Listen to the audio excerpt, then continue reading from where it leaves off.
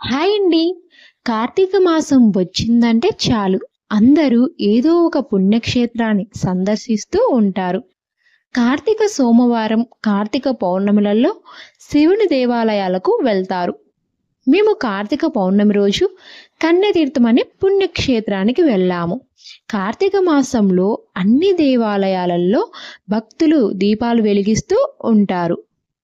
దేవకన్యలు స్నానమాచరించి అమ్మవారిని పూజించే క్షేత్రం గురించి తెలుసుకుందాం. జమ్మలమడుగు మండలంలోని పెదదండ్లూరు గ్రామం పొలిమేరలో పినాకిని నది తీరాన వెలసిన పుణ్యక్షేత్రమే కన్యతీర్థం. ఈ ఆలయాన్ని సప్తమాత్రిక క్షేత్రం, దేవతీర్థంగా పురాణ కాలం నుంచి విరాజిల్లుతుంది. ఈ క్షేత్రంలో అమ్మవారు త్రిపురాసుందర దేవి భూమి నుంచి ఆవిర్భవించింది. దేవకన్యలు అమ్మవారి గుడి వెనుక గల పుష్కరిణిలో నిత్యం స్నానమాచరించి విజయదుర్గమాతకు సేవలు అందించడంతో ఈ తీర్థానికి కన్యతీర్థంగా పేరు వచ్చినట్లు పురాణాల ప్రకారం తెలుస్తుంది. ఆలయ ప్రాంగణంలో అమ్మవారి ఆలయంతో పాటు శివాలయం కూడా ఉంది. శివాలయానికి ఎడమవైపు త్రిపురాసుందరి ఆలయం ఉంది. ఇక్కడి అమ్మవారు రాత్రిపూట సంచారం చేస్తుందని భక్తుల విశ్వాసం. అమ్మవారి కృప కోసం భక్తులు ఇక్కడ నిద్ర చేస్తారు. అమ్మవారు ఇక్కడ సప్తమాత్రిక క్షేత్రగా, అగస్త్యాశ్రమ కన్యతీర్థగా పేరు. సప్తమాత్రికలు అంటే అక్క దేవతలు, అగస్త్యాశ్రమ అంటే అగస్త్యుని నాన్న తపస్సు చేసినాడు. కన్యతీర్థము అంటే కన్యకు అమ్మవారు బాల త్రిపుర సుందరి దేవి పేరు. సప్తమాత్రికలు అంటే బ్రాహ్మణి, వైష్ణవి, మహేశ్వరి, వారాహి, మహేత్రి, ఇంద్రాణి, చాముండి అనే పేరు. ఇక్కడ ఆరోగ్యం బాగలేని వారు, సంతానం లేనివారు అమ్మవారికి సేవ చేసుకుంటే వారు అనుకున్న కోరికలు నెరవేరుతాయని ప్రతీతి.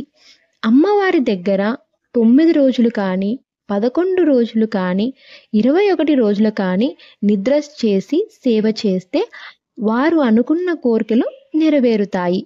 ఇక్కడ ప్రతి నెల పౌర్ణమికి విశేషమైన అభిషేకాలు, పూజలు జరుగుతాయి. అభిషేకం చూసిన వారి జన్మధన్యం అవుతుందని ప్రతీతి. ఇక్కడ స్వామివారు, అమ్మవారు స్వయంభూ విగ్రహాలు. ఎక్కడైనా ఒకటే విగ్రహం స్వయంభూగా ఉంటుంది. కానీ కన్యతీర్థంలో శివుడు, అమ్మవారు స్వయంభూగా వెలిసినారు. శివుడు సుందరేశ్వర స్వామిగా దర్శనమిస్తాడు. ఇక్కడ మీరు చూసినట్లయితే ఈ అమ్మవారి గుడి తాబేలు పైన అయితే నిర్మించబడింది. ఇవైతే తాబేలు పాదాలు, 4 వైపులా 4 పాదాలు ఉన్నాయి. అమ్మవారి గర్భగుడిలో తాబేలు ముఖమైతే కనిపిస్తుంది మనకు. ఈ ఆలయ స్థల పురాణం గురించి తెలుసుకుందాం. పెదదండ్లూరు గ్రామం వద్ద పినాకిని నది తీరాన భానుకొండల మధ్య సుమారు 5000 ఏళ్లకు పూర్వం ఈ క్షేత్రం వెలిసినట్టు ఆలయంలోని శాసనాలు చెబుతున్నాయి. ఈ క్షేత్రంలోని పుష్కరిణిలో దేవకన్యలు నిత్యం స్నానమాచరించి అమ్మవారికి సేవ చేయడం వలన ఈ క్షేత్రానికి శ్రీ కన్యతీర్థం అని పేరు వచ్చినట్లు తెలుస్తుంది. దేవకన్యలు మొదలుకొని దేవతలు ఈ క్షేత్రంలో అమ్మవారిని సేవించడం వలన ఈ క్షేత్రానికి దేవతీర్థం అని కూడా పేరు ఉంది. ఈ తీర్థానికి మరో ప్రత్యేకత కూడా ఉంది.